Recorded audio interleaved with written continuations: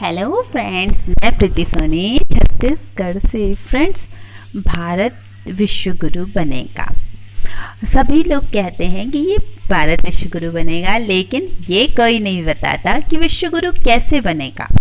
तो फ्रेंड्स देखिए, जब भारत विश्व गुरु था ना, तो उसके आध्यात्मिक पावर बहुत थी। लोग आध्यात्म में बहुत बिलीव करते थे और आध्यात्मिक रूप से स्ट्रांग होने के कारण ही भारत विश्व गुरु बना।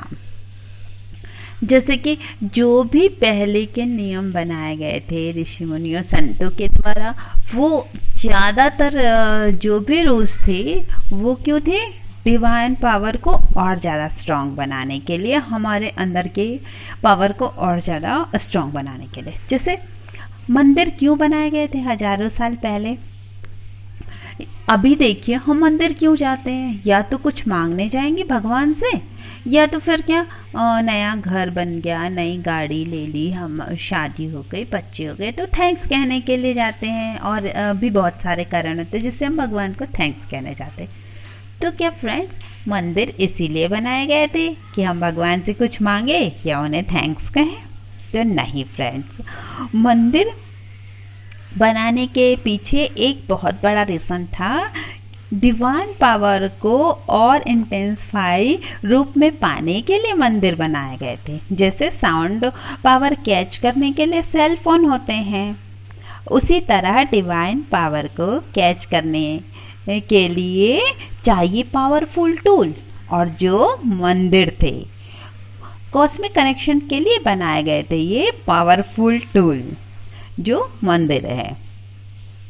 मतलब एक पॉसिबिलिटी ये है कि उस डायमेंशन को छूने की जिससे हम इंसान बने, ये संसार बना, ब्रह्मांड बने, और ब्रह्मांड में कनेक्शन बिठाने के लिए पूर्वजों ने ना सिर्फ डिवाइन स्ट्रक्चर बनाया शिवलिंग वगैरह के रूप में, बल्कि उसमें प्राण प्रतिष्ठा भी की। अब एक बात बताइए कि प्राण प्रतिष्ठा का मतलब ये तो नहीं होता कि वहाँ पे प्राण आ गए। किसमें इतनी पावर है कि देवी देवताओं में मतलब देवी देवताओं के प्राण ले आए, है ना फ्रेंड्स? तो क्या है ये प्राण प्रतिष्ठा का मतलब? है कि उसमें एनर्जी आना, मूर्तियों को एनर्जाइज्ड किया जाता है। जब उसमें एनर्जी होती है, पूजा पाठ मंत्रों के द्वारा उसमें एनर्जी बिठाई जाती है। जब हम मूर्तियों के सामने बैठते हैं ना, तो उनकी एनर्जी हमें मिलती है। जिससे देखा होगा, कभी परेशान हो के मंदिर जाके वहाँ बैठ जाते हैं तो हमें परेशानियों का हल मिलता है, और बहुत सारी जो प्रॉब्लम होती, टेंशन होती, वो थोड़ी कम होने लगती है। तो ये सिर्फ डिवाइन एनर्जी के कारण होता है।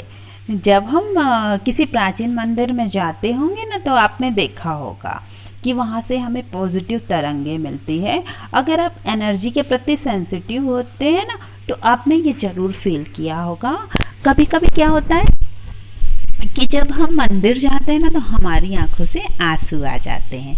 तो ये सब चीज़ें जो होती है ना फ्रेंड्स, ये हमारे चक्रों को बैलेंस करने के लिए होती है। दूसरी बात और आप देखिए फ्रेंड्स, जो एक और परंपरा बनी थी कि बड़ों का पैर छूने की। तो बड़ों के पैर क्यों छूते हैं?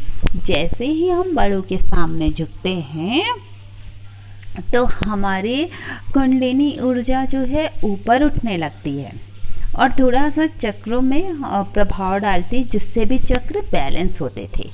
अभी तो वो भी परंपरा काफ़ी कम हो गई है, और पैर भी छूते हैं तो पूरी तरीके से झुकते भी नहीं हैं। तो पहले ये था कि उसी तरीके से जितनी भी परंपरा बनाई हैं गई थी, वो सब क्या थी? डिवाइन पावर को और स्ट्रांग बनाने के लिए। तो फ्रेंड्स, यहाँ पे हम देखेंगे कि जो भी चक्र अगर हमारा अनबैलेंस है ना, तो उसे लेके प्रॉब्लम होती है। जो हमारी पूरी दुनिया है ना, वो चक्रों के बेस पे ही चलती है। तो जब ये चक्र अनबैलेंस होते हैं तो काफ़ी सारी बीमारियां होती है। जैसे कि मूलाधार के अनबैलेंस होने से खून की कमी, थकावट, पीठ के निचले हिस्से में दर्द, इस टाइप से प्रॉब्लम होती है। और जब स्वादिष्ठान अनबैलेंस होता है ना, तो इंसान बिल्कुल निराश हो जाता है, उसका किसी भी चीज़ में मन नहीं लगता, वो नशा करने लग जाता है। और जब मणिपुर चक्र जो है अनबैलेंस होता है तो आत्मविश्वास की कमी, डर, किसी भी बात को लेके बहुत जल्दी अपमानित फील करना, कब्ज हो जाना, शुगर बढ़ जाना, ये सब मणिपुर के कारण होता है। और अनाहत चक्र अनबैलेंस होता है तो हार्ट से लेके जितनी प्रॉब्लम होती है ना, इंसान डिप्रेशन में चले जाना, बहुत ज़्यादा सोचना, बहुत ज़्यादा इमोशन हो जाना कि उसने ऐसा कहा तो कहा क्यों, यूं त्यों, यहाँ तक कि कोई छोड़ के चला गया तो हम उसी की याद में तड़पते रहते हैं, चाहे बच्चे ही माँ बाप को छोड़ दे। या ऐसे बहुत सारे रीज़न होते हैं जो हमारे हार्ट को टच करते हैं, तो वो प्रॉब्लम होती है। इससे हार्ट अटैक आना, ब्लड प्रेशर वगैरह, ये सब अनाहत चक्र के कारण होता है। विशुद्धि चक्र से अगर अनबैलेंस होगा ना तो फ्रेंड वो खुल के अपनी बात नहीं कह पाता, 4 लोगों के सामने वो इंसान अपनी बात नहीं कह पाएगा, डर जाएगा बार बार, वो निर्णय नहीं ले सकता। और गले से रिलेटेड जितनी भी प्रॉब्लम होती है सारी विशुद्धि चक्र के कारण होती है। अब आते हैं आज्ञा चक्र पर। आज्ञा चक्र अगर अनबैलेंस होगा तो सर दर्द, कान दर्द, नींद कम हो जाना, घबराहट होना, इस टाइप की प्रॉब्लम होगी। और अब आते हैं 7वें चक्र पे, सहस्त्रार्थ पे।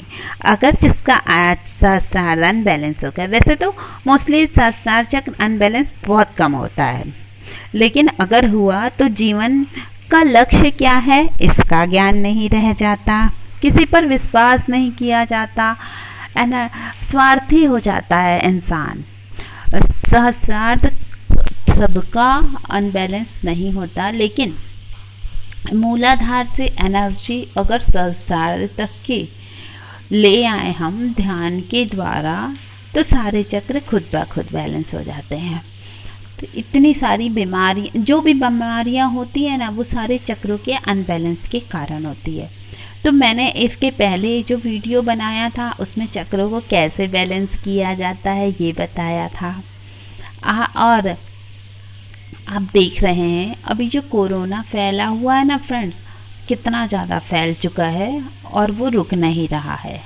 आपने भी देखा कि एक बार ठीक होने के बाद भी वो कोरोना जो है बार बार हो जा रहा है। तो ये क्या प्रॉब्लम है?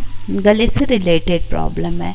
और इसमें सबसे बड़ी प्रॉब्लम ये है कि इंसान जो है सांस नहीं ले पाता। और आपने देखा होगा जिसके घर पे कोरोना हुआ है, तो ज़रूरी नहीं कि पूरे घर को हो गया हो, जिसमें इम्यूनिटी पावर स्ट्रांग होती है वो बच जाते हैं। कभी कभी पूरे घर के लोगों को हो जाता है इम्यूनिटी सिस्टम कमज़ोर होने के कारण।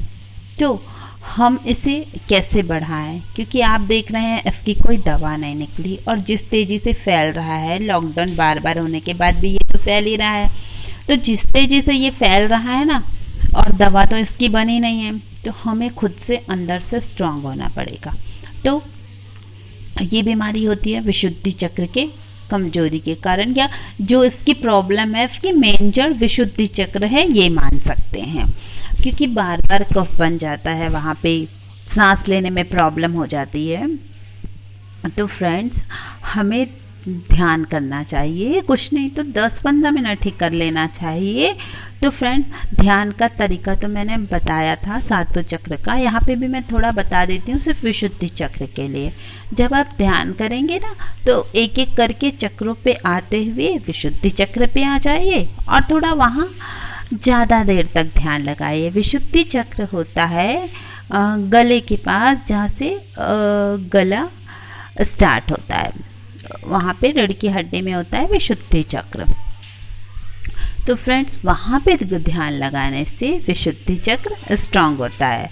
फिर वहाँ पे ज़्यादा देर ध्यान लगाने के बाद थोड़ी देर हम आज्ञा चक्र में ध्यान लगा लेंगे, और फिर सहस्त्रार्थ में अपने इष्ट का ध्यान करके ध्यान अपना पूरा कर लेंगे।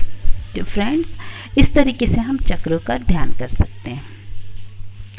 अब हम कल्कि जी की आने की बात करें, वो तो आएंगे ही, और इतनी बीमारी ये फैल गई है और इसे कंट्रोल तो हो नहीं रही है।